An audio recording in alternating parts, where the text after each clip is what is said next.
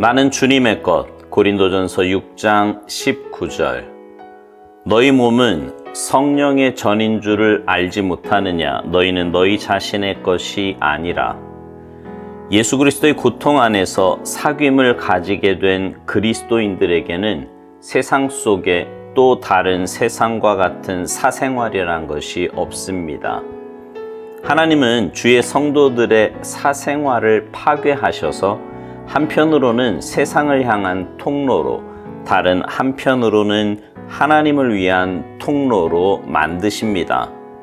그 누구도 예수 그리스도와 하나가 되지 않으면 이를 감당할 수 없습니다. 우리는 자신을 위해 거룩하게 된 것이 아니라 복음의 교제로 부름을 받았습니다. 나와 관계가 없는 일들이 발생할 때에도 하나님께서는 그 일을 통해 나를 주님과 친교하도록 인도하십니다. 주께서 하고자 하시는 대로 맡기십시오. 그렇지 않으면 당신은 이 세상에서 주님의 구속사역에 자그마한 도움이 되기보다는 오히려 장애물과 막힘이 될 것입니다. 하나님께서 가장 먼저 우리에게 하시는 일은 우리가 예수님께 뿌리를 내리도록 하는 것입니다. 이렇게 되면 주께서 주의 구속의 목적을 위해 일하시는 한 내게 어떤 일이 발생하더라도 참을 수 있게 됩니다. 왜 우리는 마음의 고통을 피하려고 합니까? 이러한 고통의 관문을 통해 하나님께서는 그분의 아들과의 친교의 길들을 열어놓으십니다. 대부분의 사람들은 첫 번째 고통의 관문에서 실패하고 쓰러집니다. 하나님의 목적을 향한 출발 지점에서 주저앉아 자기 연민으로 죽어갑니다. 또한 소위 성도들의 동정심은 우리의 영적 죽음을 돕습니다. 그러나 하나님은 살리실 것입니다. 하나님께서는 그분의 아들의 못 박히신 손으로 우리를 붙들며 말씀하십니다. 일어나 빛을 발하라. 이사야 60장 1절. 만일 하나님께서 고통받는 마음을 통해 주의 목적을 이 땅에 이루신다면 당신의 마음을 아프게 하신 하나님께 감사하십시오.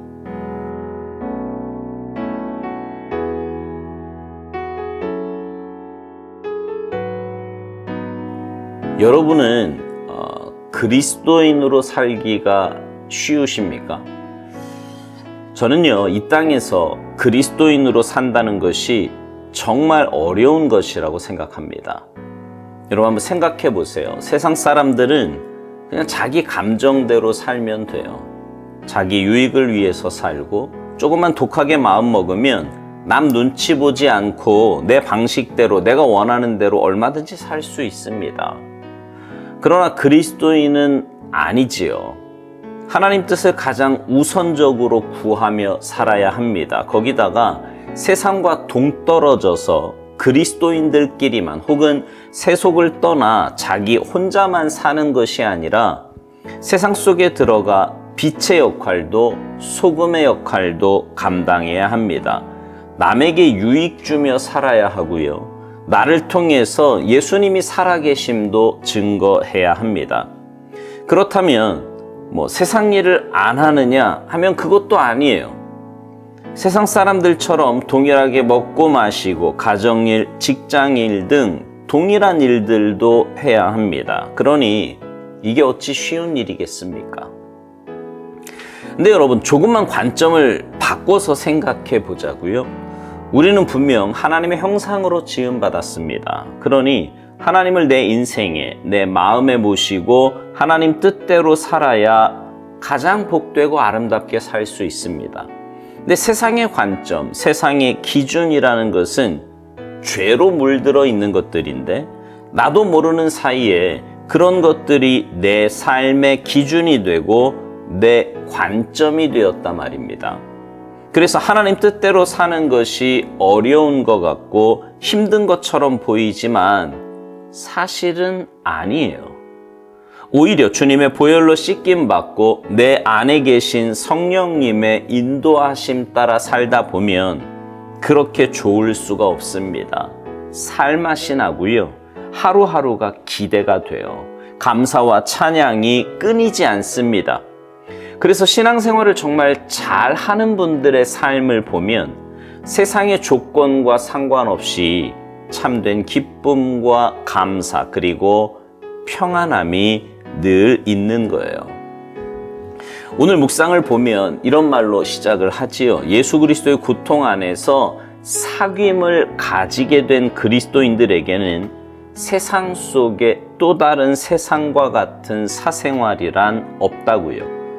하나님은 주의 성도들의 사생활을 파괴하셔서 한편으로는 세상을 향한 통로로, 다른 한편으로는 하나님을 위한 통로로 만드신다는 겁니다. 그러니까 구원받은 그리스도인들은 삶의 목적이 완전히 바뀌게 되었다는 말이지요. 예전에는 나를 위해, 내 기쁨, 내 만족, 내 쾌락 이런 것들을 위해 살았는데 이제는 하나님의 영광을 위해, 하나님의 뜻을 위해, 그리고 영혼을 구원하고 열방을 회복하기 위해 사는 존재가 되었다는 말입니다. 이 일은 결코 자기 힘으로 혹은 자기 능력으로 감당할 수 있는 것이 아닙니다. 그래서 그 누구도 예수 그리스도와 하나가 되지 않으면 이를 감당할 수 없다고 오늘 묵상에서 말하는 거예요. 그렇습니다. 주님과 하나 되어 주님의 은혜와 능력이 있어야 그렇게 살 수 있는 것입니다. 이런 삶은요, 주님의 인도하심에 순복하는 삶이에요. 그리고 그렇게 주님의 인도하심 따라 살 때 주님의 구속사역에 조금이나마 쓰임받을 수 있습니다. 오늘 묵상은 계속해서 이렇게 말을 합니다. 주께서 하고자 하시는 대로 우리 삶을 맡기지 않으면 우리는 이 세상에서 주님의 구속사역에 자그마한 도움이 되기보다는 오히려 장애물과 막힘이 될 거라고요. 세상에 속한 사람들처럼 여전히 내가 주인 되어 내 마음대로 살아가는 삶이라면 하나님의 뜻은 온데간데 없고 사탄의 역사만 있게 될 것입니다. 그러니 하나님의 구원 역사에 정말 장애물과 막힘이 될 수밖에 없는 거지요. 그래서 하나님께서 가장 먼저 우리에게 하시는 일은 우리가 예수님께 뿌리를 내리도록 하는 것이라고 말합니다. 그렇게 되면 주께서 주의 구속의 목적을 위해 일하시는 한 내게 어떤 일이 발생하더라도 참을 수 있게 된다고요. 주님의 구속사역은 이 세상이 멸망할 때까지 계속될 것입니다. 그러니 우리가 주님께 뿌리 내리고 있으면 우리 삶은 그 구원의 길에서 벗어나지 않을 것입니다. 뿐만 아니라 주님의 구속사역의 귀한 도구로 쓰임받게 될 것입니다. 오늘 묵상에서 우리가 잊지 말아야 할 것이 두 가지입니다. 먼저 우리는 주님의 것이라는 사실입니다. 주님의 피로 값주고 사신 바 된 주님의 것이에요. 주님의 것이 된 우리는요, 우리를 위해 사는 인생이 아니라 주님의 구속 사역을 위해 쓰임받아야 하는 존재들입니다. 삶의 목적이 달라진 거예요. 삶의 목적이. 하나님은 이 일을 위해 우리를 훈련시키시고 합력하여 선을 이루는 길로 인도해 가십니다. 여러분, 삶의 올바른 정체성을 가지고 사시기 바라요. 그리고 올바른 정체성에 맞는 삶을 사시기 바랍니다. 그래서 여러분의 삶을 통해 하나님의 나라가 확장되고 영혼 구원과 열방 회복의 역사가 나타나게 되기를 주님의 이름으로 축복합니다. 아멘.